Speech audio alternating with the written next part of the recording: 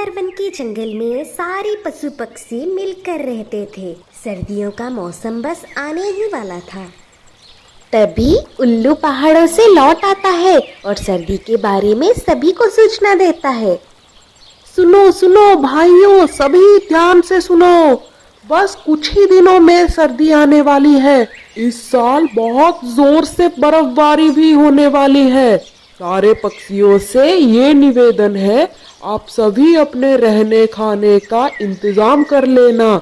ज्यादा बर्फबारी में कृपया अपने घर से बाहर ना निकलें। सारी पक्षियाँ उल्लू की ये बात सुनकर अनसुना कर देते हैं, पर एक पारो चिड़िया ही थी जिसने इस सूचना को सुनकर चिंतित हो जाती है। बहनों और भाइयों, आप लोगों ने उल्लू को सुना ना?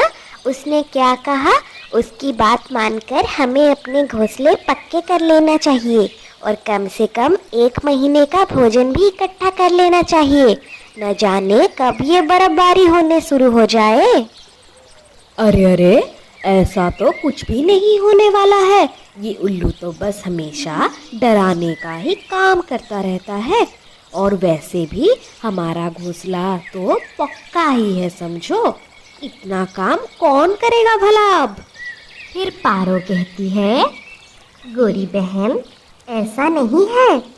बर्फबारी हो या ना हो, हमें तो सतर्क रहना ही पड़ेगा ना।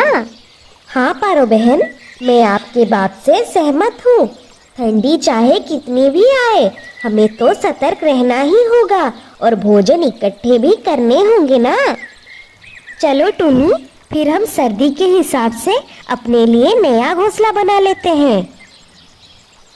फिर पारो और टूनी अपने लिए नया और गर्म घोंसला बनाने के लिए वहाँ से चले जाते हैं। 2 घोंसले तो इतने कम समय में हम नहीं बना पाएंगे। चलो टूनी, हम अपने लिए एक गर्म घोंसला बना लेते हैं ताकि हम इस सर्दी उस घोंसले में खुशी खुशी रह सकें। हाँ पारो बहन, ठीक है।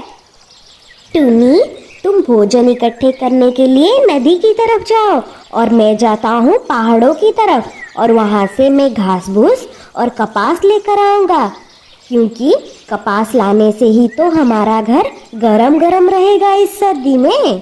फिर टूनी नदी की तरफ भोजन इकट्ठे करने के लिए चली जाती है और पारो पहाड़ों की तरफ घास फूस लाने के लिए जाती है। इसे कुछ ही दूर जाने के बाद घास और कपास की खेती भी मिल जाता है। पारो वहाँ से घास और कपास लेकर घर लौट आती है। इधर टूनी भी कुछ भोजन लेकर घर आ जाती है।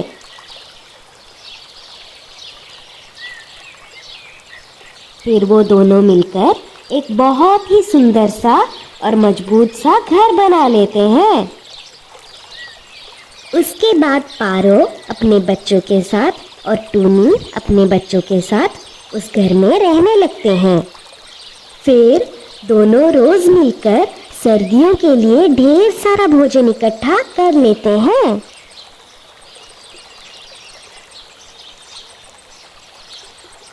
पर उस तरफ कालू कौवा ये सब कुछ दूर से देख रहा होता है।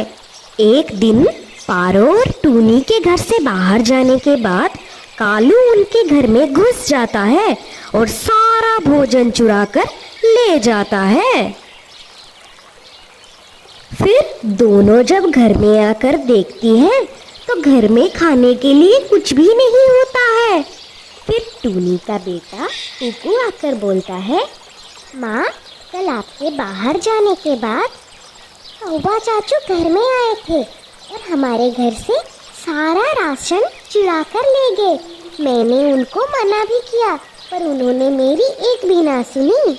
मुझे तो लगा ही था ये कालू कौवा 1 नंबर का चोर है। ये कौवा ही चोरी करके ले गया होगा।